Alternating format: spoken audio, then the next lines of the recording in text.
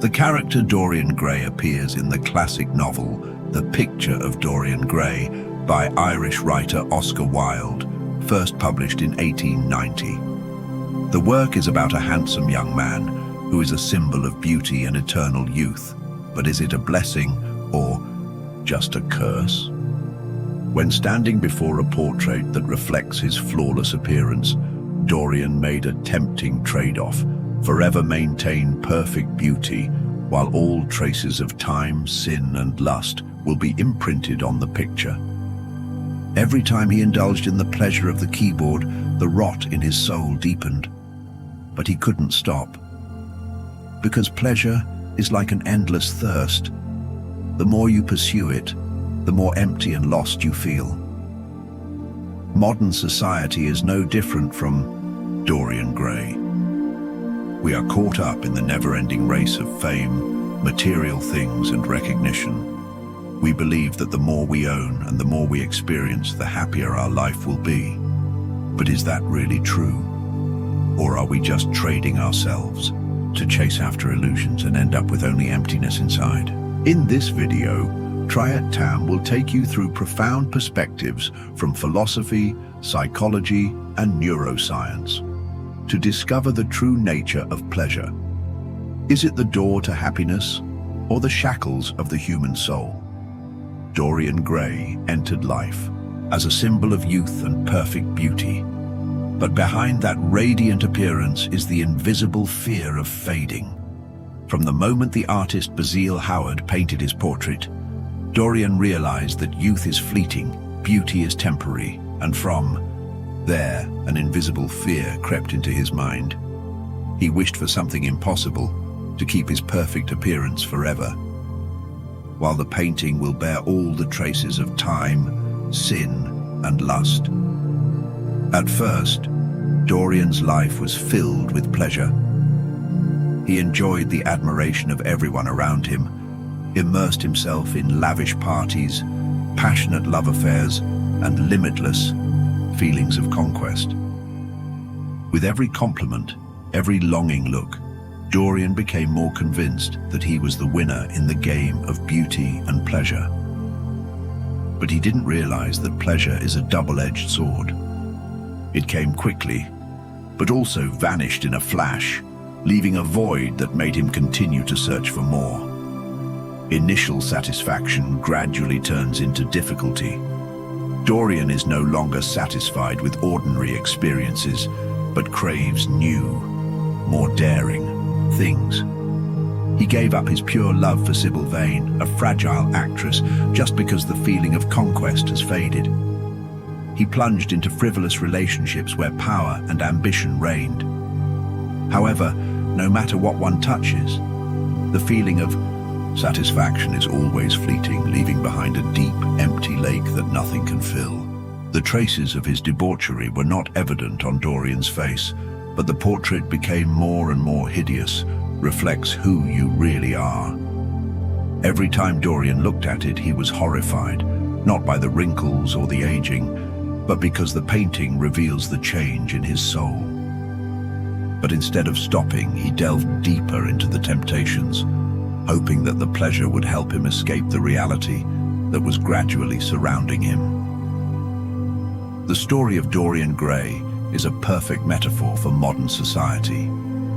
We are like Dorian, fascinated by appearances, by recognition from others, and by instant pleasures. Social media has become a modern-day portrait where we create a perfect image and hide our inner flaws. But the more we pursue that perfection, the more we feel lost, far from our true selves.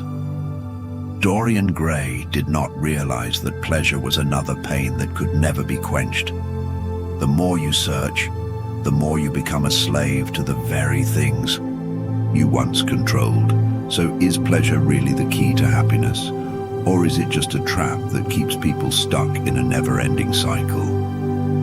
Through the lens of philosophy, psychology, and neuroscience, where we will explore the true nature of pleasure and how people can escape its cycle to move towards a more balanced and meaningful life. Pleasure and happiness have been controversial. topics in philosophy for thousands of years.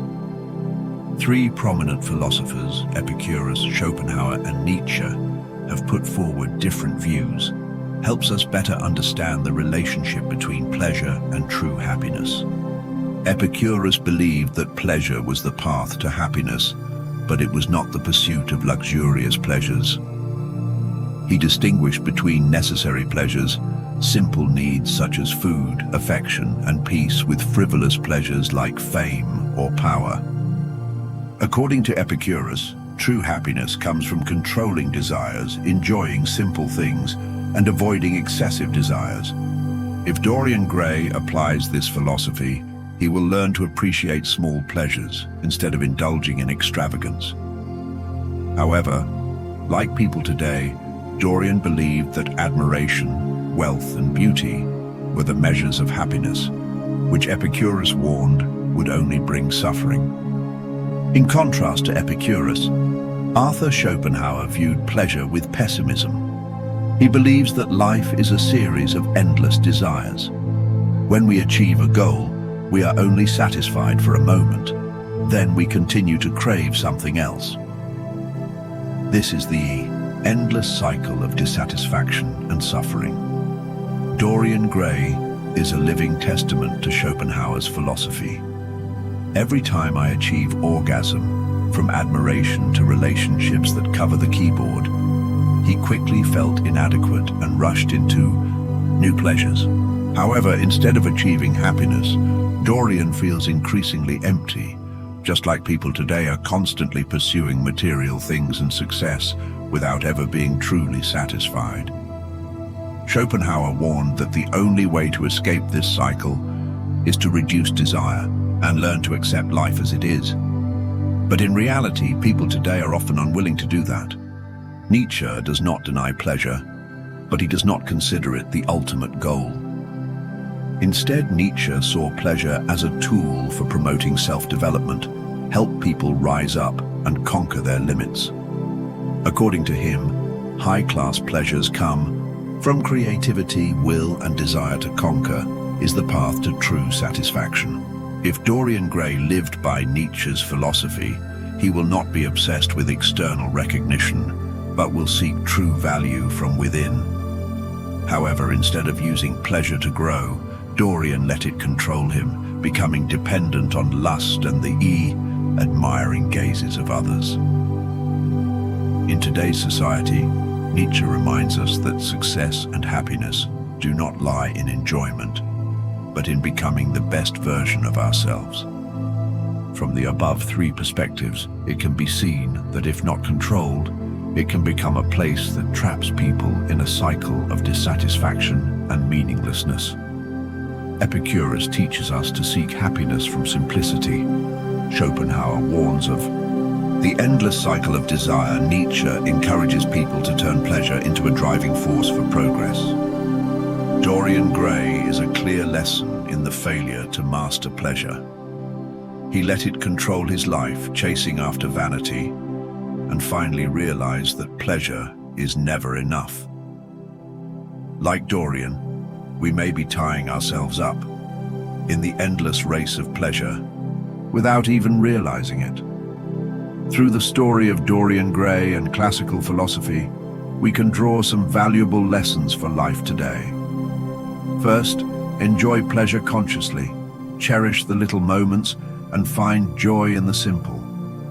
Second, reduce your desires, learn to be content, and accept the present, instead of constantly pursuing distant things. Third, aim for long-term value. Pleasure is a means, not an end. Seek growth and meaning in life.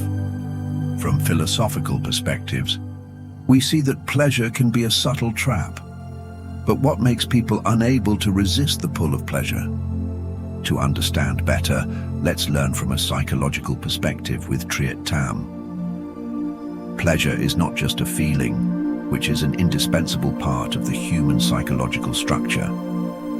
Since primitive times, the brain has been programmed to seek and respond to pleasure as a survival mechanism. However, in the modern world where pleasure is easily achieved, without too much effort.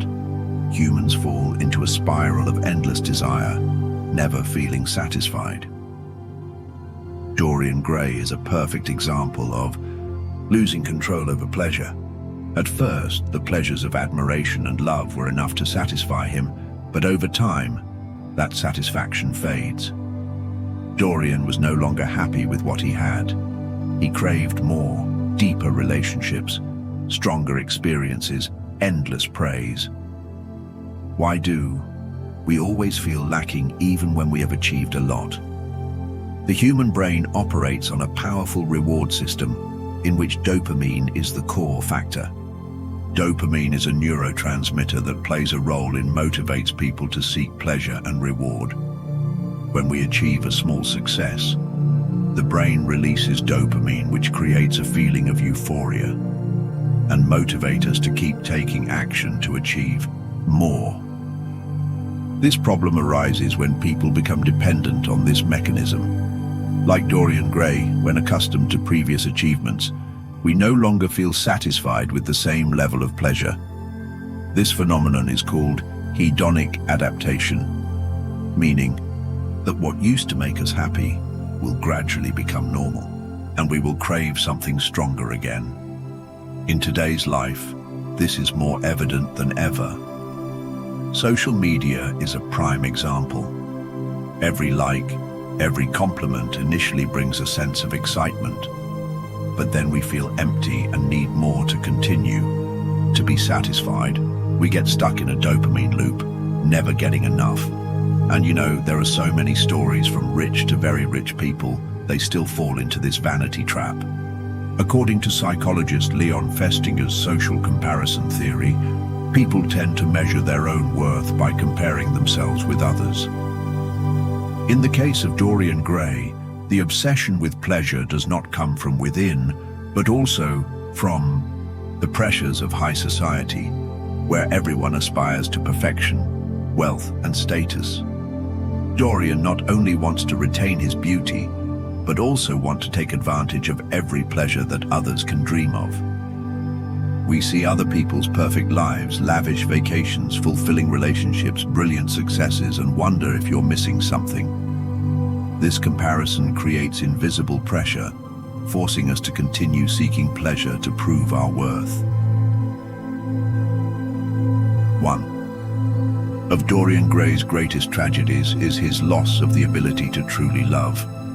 At first, he loved Sybil Vane with all his purity and passion, but the pleasure from love gradually fades, and he began to look for new relationships to replace the initial feeling of love. This reflects a common psychological fact.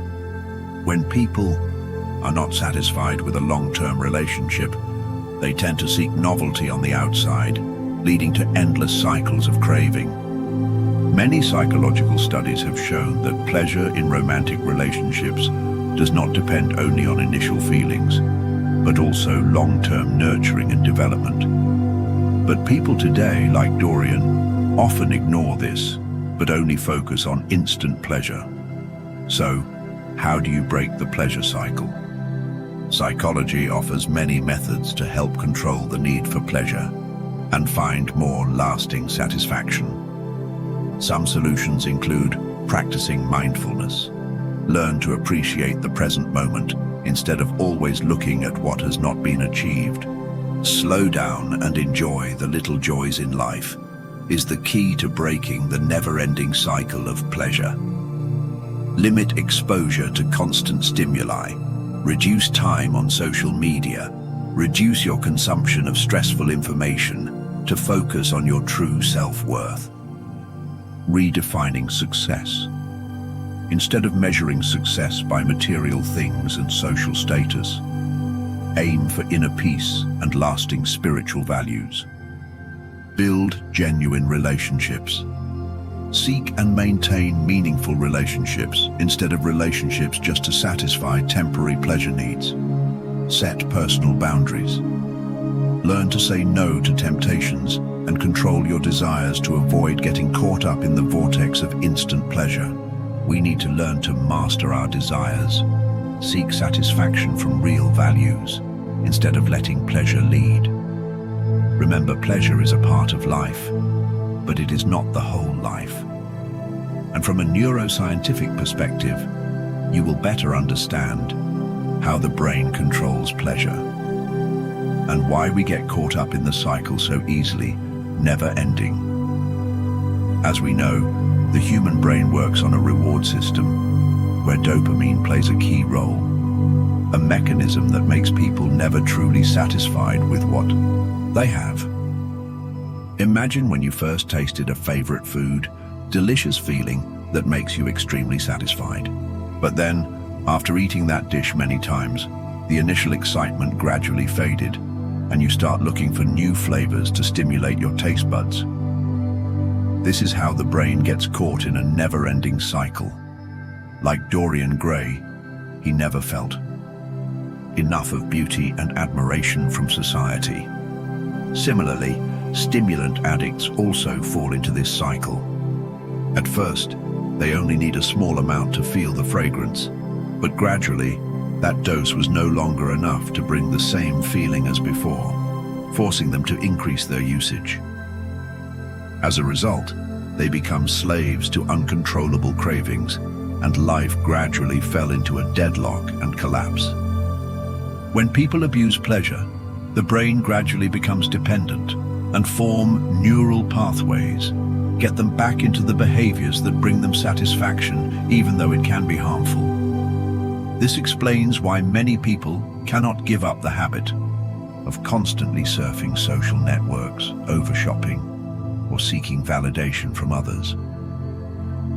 Frequent exposure to such strong stimuli can impair the ability to enjoy the simple pleasures of life, leading to emotional emptiness and blockage.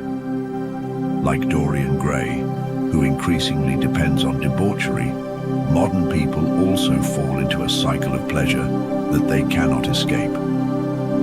To control pleasure and regain balance, Triad Tam recommends that you practice a popular method called dopamine detox, dopamine reading, that is, temporarily stopping exposure to sources of high pleasure stimulation such as socializing, overconsumption, or constant dopamine-stimulating entertainment.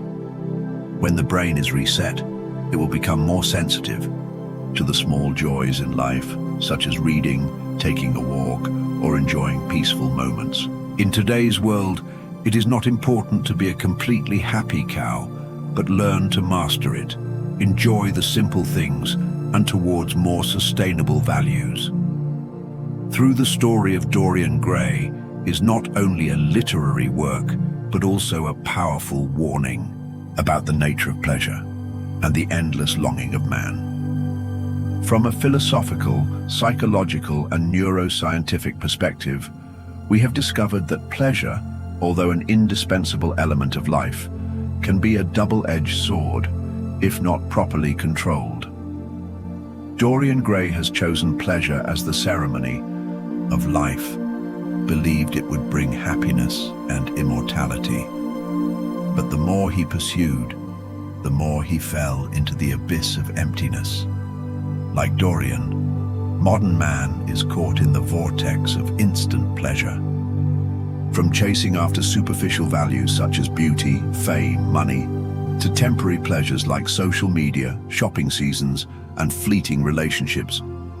The result is a life filled with fleeting moments of satisfaction, but lacks true peace and contentment. Training the spirit of independence, focusing on inner values, will help us escape this dependence. Ask yourself, what really brings lasting value to your life?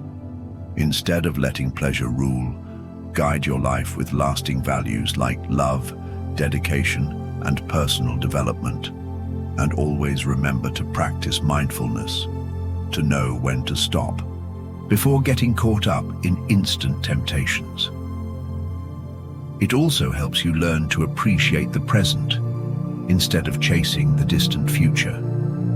If we consider pleasure as a tool to experience and enrich life, it will become a positive part of the journey of growing up. But if we let it control and lead, pleasure will turn into an invisible prison, keeping people in a cycle of deprivation and dissatisfaction. Take time to reflect and make small changes, like enjoying the occasional moment. Build authentic relationships and live a life of purpose. Don't let pleasure control you. Take control of it and direct it towards lasting happiness. The story of Dorian Gray ends in tragedy, but your life doesn't have to be like that. Be alert to temptations, search for true value, and live a full life. Happiness is not a destination, but a journey you can choose right now. Thank you for accompanying Good Audiobook. Wish you and your family good health.